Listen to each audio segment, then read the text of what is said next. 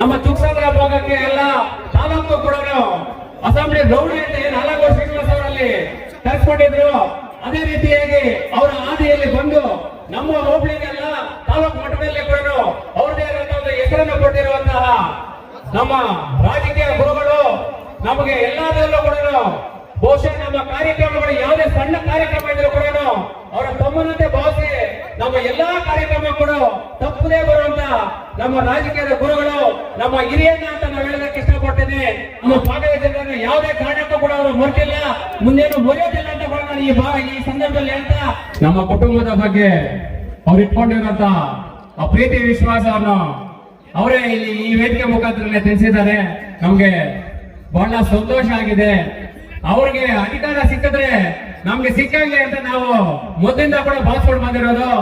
ಮುಂದೆ ಎಂದಿಗೂ ಕೂಡ ಅವ್ರ ಬಿಟ್ಟು ಯಾವುದೇ ಕಾರಣಕ್ಕೂ ಕೂಡ ನಾವು ಮುಂದೆ ಹೋಗಲ್ಲ ಅಂತ ಕೂಡ ನಾನು ಈ ಸಂದರ್ಭದಲ್ಲಿ ಹೇಳಕ್ ಇಷ್ಟಪಡ್ತಾ ಇದ್ದೀನಿ. ಈ ಕಾರ್ಯಕ್ರಮಕ್ಕೆ ನಮ್ಮ ಸಹೋದರನ ಒಂದು ಜನ್ಮ ದಿನಾಚರಣೆಗೆ ಆಗಮಿಸಿರುವಂತಹ ಎಲ್ಲ ಅಭಿಮಾನಿಗಳಿಗೂ ಕೂಡ ನಾನು ಅನಂತ ಅಭಿನಂದನೆಗಳನ್ನು ಹೇಳೋದಕ್ಕೆ ಇಷ್ಟಪಡ್ತೀನಿ.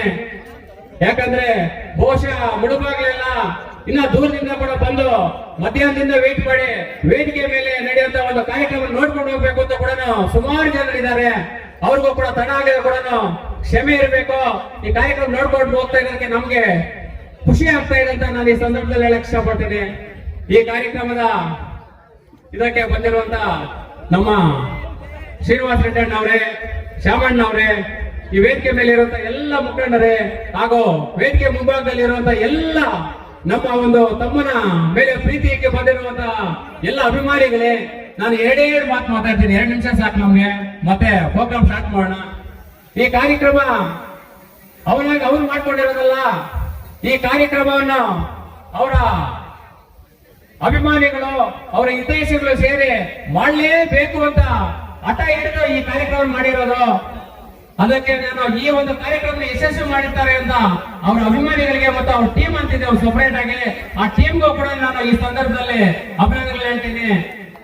ನೀವು ಏನು ಅವ್ರ ಮೇಲೆ ಪ್ರೀತಿ ವಿಶ್ವಾಸ ಇಕ್ಕಿ ವರ್ಷ ಕೂಡ ಈ ಜನ್ಮ ದಿನಾಚರಣೆ ಹಾಗೂ ಎಲ್ಲಾ ಕಾರ್ಯಕ್ರಮಗಳು ಕೂಡ ಬಹುಶಃ ಅವನ್ನ ನಿಮ್ಮ ಒಂದು ಮನಸ್ಸಿನಲ್ಲಿ ಏನು ಯೂತ್ ಐಕಾನ್ ಅಂತ ನೀವು ಗುರುತಿಸ್ಕೊಂಡಿದ್ದೀರಾ, ಅದು ಬಹುಶಃ ಮುಳುಬಾಗ್ಲಲ್ಲಿ ನಾನು ಕಂಡಿದ್ದೀನಿ.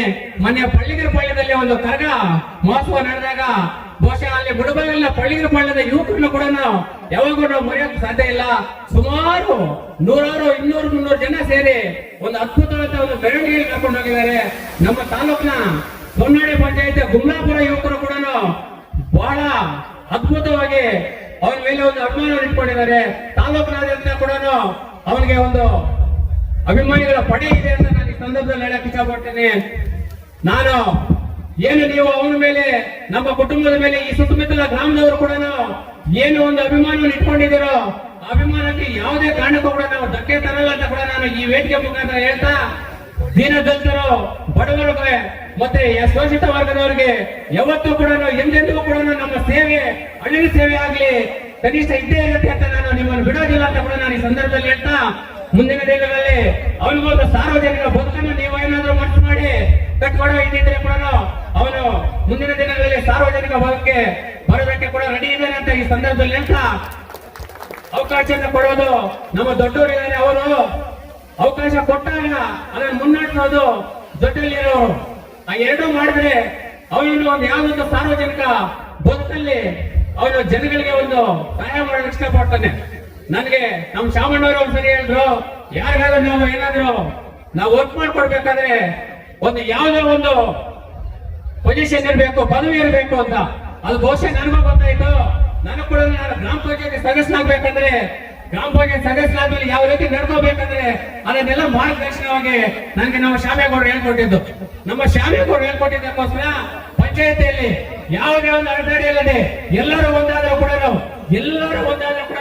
ನಾನೊಬ್ಬರೇ ಒಂದಾಗಿ ನಾನು ಪಂಚಾಯತಿಯಲ್ಲಿ ಬಡವರ ಪರವಾಗಿ ಏನಾಗಬೇಕು ಅದ್ರ ಬಗ್ಗೆ ಧ್ವನಿ ಎತ್ತಿ ನಾನು ಬಡವರ ಪರವಾಗಿ ಕೆಲಸ ಮಾಡಿದ್ದೀನಿ ಅಂತ ಕೂಡ ಈ ಸಂದರ್ಭದಲ್ಲಿ ಹೇಳ್ತಾ, ಮುಂದಿನ ದಿನಗಳಲ್ಲಿ ಕೂಡ ಯಾವುದೇ ಕಾರಣಕ್ಕೂ ನಾವು ಬಡವರು ಬಿಡಲ್ಲ ಅಂತ ಈ ಸಂದರ್ಭದಲ್ಲಿ ಹೇಳ್ತಾ, ಈ ಒಂದು ಕಾರ್ಯಕ್ರಮ ಎಲ್ಲರೂ ಬಂದು ಯಶಸ್ವಿ ಮಾಡಿದ್ದಕ್ಕೆ ಎಲ್ರಿಗೂ ನಾನು ನಮಸ್ಕಾರ ಮಾಡ್ತಾ ಇದ್ದೀನಿ. ಜೈ ಹಿಂದ್, ಜೈ ಕರ್ನಾಟಕ.